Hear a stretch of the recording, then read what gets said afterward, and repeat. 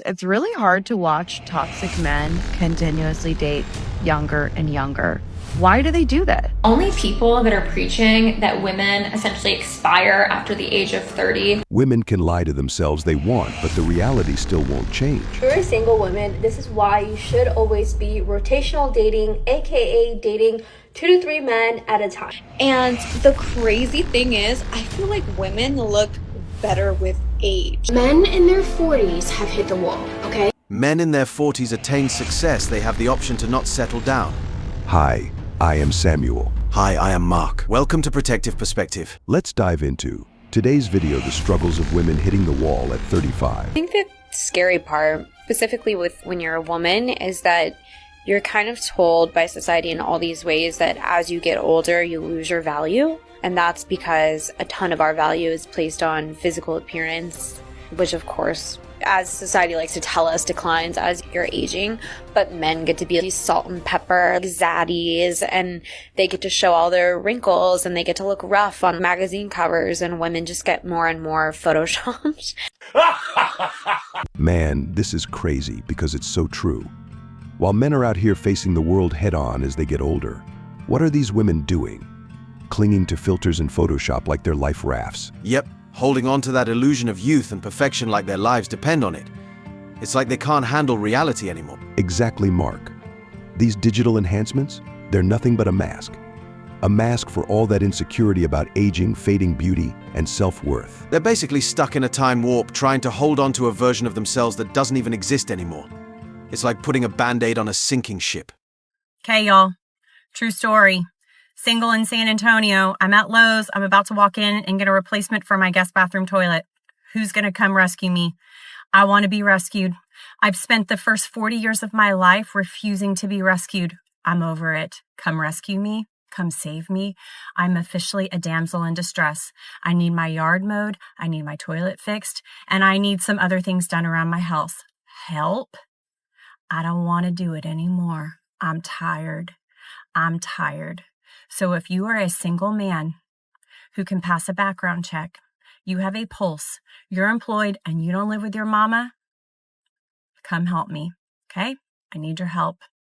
I don't want to do it anymore. I'm tired. Here we go again, Mark. Another one. Let me guess. This is one of those women who didn't want a good man when she was in her prime, right? Oh, you know it.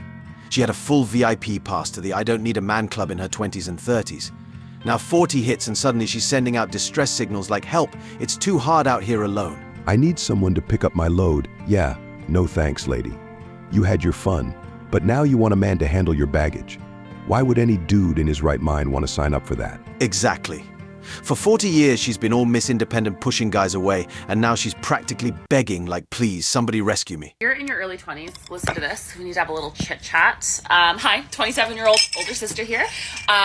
Yeah. 27. I want to let you know your life doesn't end at 27, at 28, at 30. You're not going to start getting wrinkles. Your metabolism is not going to change. You're not going to start feeling feral like you need to have a family or get married. You are going to feel the exact same in your late 20s and in your 30s as you do right now. You are not on borrowed time, dude. You're fine. You're still going to be hot in 10 years. You're probably still going to be hot for a lot more than that, too. As a woman in her 30s who's been in New York for 10 years, it's really hard to watch toxic men continuously date younger and younger. Why do they do that? You know, the word toxic gets thrown around so much these days, it's lost all meaning. Yeah, everything's toxic now. Didn't text back in 5 minutes. Toxic. Didn't want to date someone 15 years past their prime? Toxic. Right? But let's be real, man. This is just a bitter woman who's no longer getting the attention she used to when she was younger. Oh, you can smell the frustration from a mile away. That resentment, it's like her perfume now. Exactly. And instead of reflecting on why that is, it just turns inward. Like, why don't men want me anymore? It's simple. Really, they're not into you because you're still mentally stuck in that time when you were getting attention. Like, lady, that phase ended years ago. If you're a single woman, this is why you should always be rotational dating, aka dating 2 to 3 men at a time. As women, we get attached way too quickly, and if you only date one man, most likely ignore red flags or ignore things that you shouldn't be ignoring. When you're rotational dating, you're not sleeping with them, you're not going to their house, you're just going on dinner or activity dates to get to know one another. This is the proper way to date, to actually get to man slowly, get to know his character, allow him to respect your boundaries of not wanting to go too quickly, and see if he is the right man for you. Also, because you are dating multiple men at the same time, the man that you're dating can feel that you're not all desperate and all up in their business, so they're able to actually step in their masculine and come and chase you because they know that you're not going to be chasing them. Incorrect. Another one of these women exploring her options, huh? Oh yeah, because dating 5 guys at once is totally just about seeing what's out there, sure. Nah, man. Let's call it what it is. Any woman who feels comfortable juggling multiple men at the same time, she's definitely dealing with some deeper stuff. Oh, for sure. Whether it's insecurity, fear of commitment, or just that never-ending need for validation. It's like, pick one, sis, because none of them look good. Right? And they try to spin it like they're just exploring their options, but let's be real. It's not about options. It's a game. A game where men are just pawns. Sad, man. These dudes are putting in full effort, and she's giving them just enough to keep them hooked, but never enough to be real. It's a scam. A dating scam, straight up. Swipe left on that, fellas. For real. If she's dating multiple guys at once, save yourself the time. Don't be another number in her lineup. Something real quick. I hate when men act like the older a woman gets, the less value she has and the more value that she loses. I feel like society as a whole, right, tries to like make women feel bad about aging, about getting older, right? And the crazy thing is, I feel like women look better with age. I feel like the older we get, the sexier we get, the more of this aura that we give off, because we've already like dealt with like insecurities and, you know, fitting in all this where we just don't give a fuck, and it just comes across like so sexy, so like powerful. Here's me as a teenager, and here's me now. I feel like I look completely better now than I did as a teenager. That's why I never understood the comments like, oh, women expire after a certain age. After a certain age, you don't get catcalled, you don't get this, you don't get that. Like, it's actually insane to me how much better women look as they age, and they just get better and better with time. Like, I can't be the only one who sees it. Like, you're in your 20s, your 30s, like, you just start blossoming. You start, like, coming into your face, into your body. You just look so good compared to, like, an awkward teenager. Take a look at celebrities. Take a look at women around you that you grew up around, and you're gonna see, like, everybody just looks so much better, so much sexier. That's why I'm really not afraid of aging. I feel like it's just gonna get better with time. What do you guys think? Let me know, because I can't be the only one who thinks this. Well, madam, you can feel however you want. But guess what? Feelings don't change reality. Oh yeah, I feel like I'm 6 and a billionaire. But that doesn't make it true, does it? Exactly. And honestly, I feel like she's lying to herself. You know, struggling to accept the truth. Because reality's a little harder to swallow once you hit that certain age. Ah, but feelings. Feelings are everything, right? Who cares about facts when you can just, you know, feel your way through life? Right. But here's the thing, just because she feels a certain way doesn't make it true. There's a hard truth she's avoiding. At some point in every woman's life, reality starts to shift. Had a man say to me, like, women have such a short time frame of like your prime years. Once you hit a certain age, like, life is over for a woman if you're not like married and have kids. Yeah. So what advice do you have for like girls our age that are like have this like internal clock going on in their heads? Stop listening to these dusty boys. They have a timeline too. Well, you're going to be bald in 5 years. Even those boys, I don't want to call them men. They're just expressing what they think they know. They have zero idea what menopause is. Yeah. Right? I'm like, they barely know what a period is. Like, I mean, we have a different journey. Mm-hmm. Yeah. And who runs the world? Girls. Exactly. Are you stupid? You know what? She's actually right. Men and women both have clocks, but they tick a little differently. Oh yeah, no doubt. But here's the catch, her clock. It's biological. Ours. It's financial. And the way that plays out in society is a whole different ballgame. But biology doesn't matter anymore, right? I mean, you can just feel young forever, right? Yeah, because biology just listens to your feelings, huh? No, man. When it comes to fertility, family planning, and even the attention they get in the dating world, that biological clock is ticking loud and clear. Exactly. As women get into their 30s and 40s, that pressure mounts.